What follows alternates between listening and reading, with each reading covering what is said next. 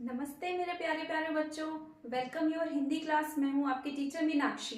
तो जैसा कि हम संधि पढ़ रहे हैं, तो आज हम पढ़ेंगे विसर्ग संधि। विसर्ग क्या होते हैं? ये जैसे दो डॉट बने होते हैं ना, इनको हम विसर्ग संधि बोलते हैं। जनरली वैसे भी हम ये संस्कृत भाषा में यूज में ज्यादा लेते हैं विसर्ग को, है ना। हिंदी भाषा में लेते हैं पर बहुत कम प्रयोग में लिया जाता है। इसे ज्यादातर संस्कृत भाषा में प्रयोग में लिया जाता है।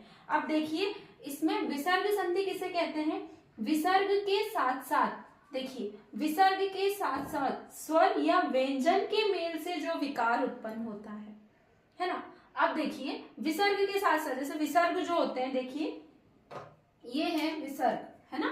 अब विसर्ग के साथ साथ स्वर या व्यंजन के मेल से जो विकार उत्पन्न होता है, अब विसर्ग के साथ अगर उसमें स्वर और व्यंजन दोनों मिलकर जो आवाज विकार उत्पन्न करते हैं, उसे हम विसर्ग संधि कहते हैं, है ना। अब देखिए, जैसे कि फर्स्ट, इसके कितने नियम होते हैं? 5 नियम, है ना। विसर्ग संधि के कितने नियम होते हैं? 5 नियम होते हैं। जैसे ओ का नियम, ओ क्या है? स्वर है ना। अब स्वर, जैसे ओ का नियम क्या है? मन प्लस ज, मनः, न में क्या लगाया हमने? विसर्ग की मात्रा, है ना, सॉरी विसर्ग, हाँ। अब मना प्लस ज तो मिलकर क्या बन गया? मनोज। ओ का नियम है ना ये, तो क्या हो गया यहाँ पर? विसर्ग हटकर क्या लगा दिया हमने? यहाँ ओ की मात्रा, है ना, तो यहाँ क्या बन गया? मनोज। अब अध प्लस गति, अब यहाँ पर भी क्या लगा देंगे हम? ओ की मात्रा, है ना, तो अधो गति। जैसे घ के नीचे हमने क्या हटा दिया? यहाँ से विसर्ग हटा दिया और यहाँ पर ओ की मात्रा हमने जोड़ दी, तो क्या बन गया? अधोगति, है ना। दूसरा नियम, श का विसर्ग, श से षटकोण, है ना। श से षटकोण का विसर्ग क्या होगा बच्चा? देखिए ध्यान से, नी हा विसर्ग लगा हुआ है प्लस ठुर, है ना। अब हम इसमें क्या कर देंगे? यहाँ पे निष्ठुर। यहाँ पर हम विसर्ग हटाकर क्या लगा देंगे? हाफ श, है ना। श का विसर्ग है ये विसर्ग हटकर यहाँ पर श लग जाएगा, तो क्या बन जाएगा? निष्ठुर, है ना। और देखिए, इसी का एक और एग्जाम्पल है, निह प्लस फल, तो यहाँ पर भी हम हाफ श ऐड कर देंगे, तो क्या बन गया? निष्फल, है ना। निष्फल क्या होता है? जब हमें किसी चीज का फल नहीं मिलता तो उसे हम निष्फल कहते हैं, या हम कोई कार्य कर रहे होते हैं और उसमें कोई विघ्न आ जाता है तो उसे हम निष्फल कहते हैं।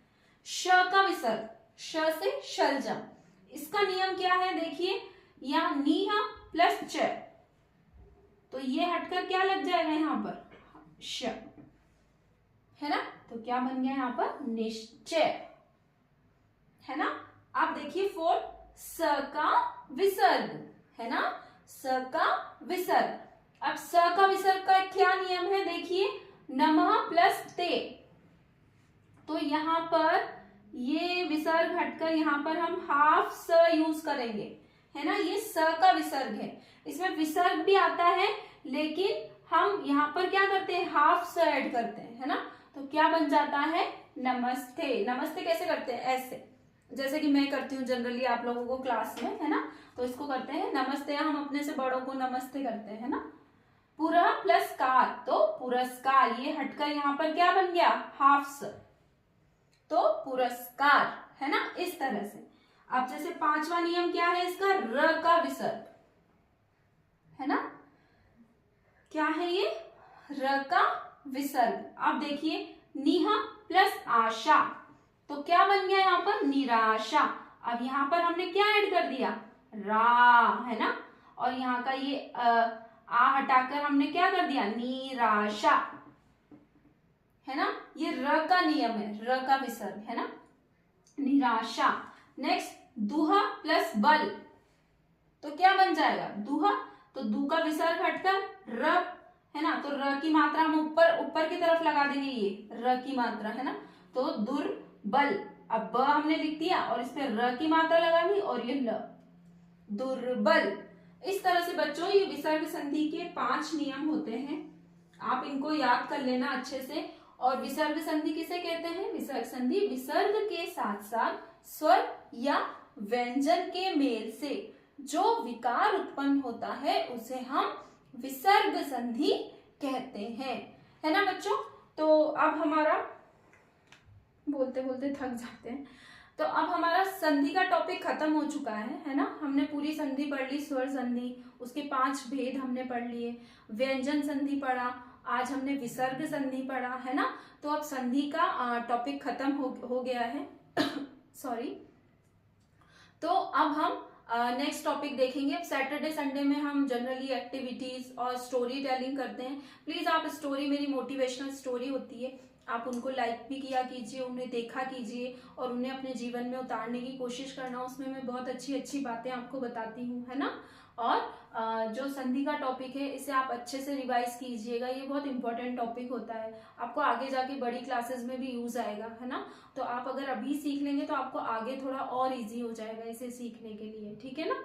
तो और कोई भी प्रॉब्लम हो आप मुझे कमेंट बॉक्स में पूछिए, मैं आपको उसमें डेफिनेटली आंसर करूंगी।